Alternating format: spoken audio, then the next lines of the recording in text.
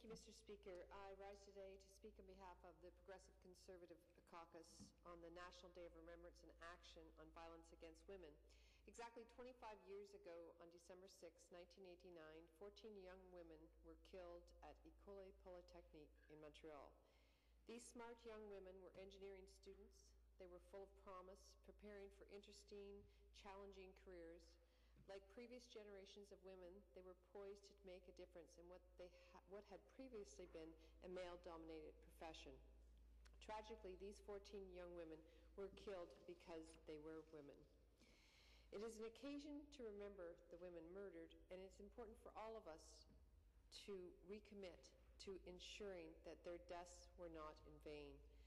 As we mourn the loss of the students at École Polytechnique, it is important for us to be mindful that many women and girls have been murdered or abused since then. We know that the majority of men do not use or condone violence, but most of the violence in Canada is committed by men. The statistics are alarming. Statistics Canada reports that women are 3 times more likely than men to be killed, sexually assaulted, or threatened with a weapon by a male partner. According to the YWCA Canada, there are 460,000 sexual assaults in Canada every year. Only 33 out of every 1,000 sexual assault cases are reported to the police, and 29 are recorded as a crime.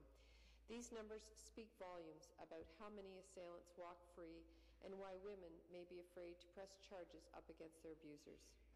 Violence against women continues to be part of our present, as we have seen throughout the media in the past several weeks. Because of these high-profile cases, we've all been forced to confront an ugly elephant in the room that has been ignored for far too long. Sexual harassment and assault is not an isolated occurrence. It's not something that only affects vulnerable women. It affects all of us. And it's time we acknowledge that this fact and find a way to deal with it. It is encouraging when more victims of sexual assault are finding the strength to speak up and share their experience.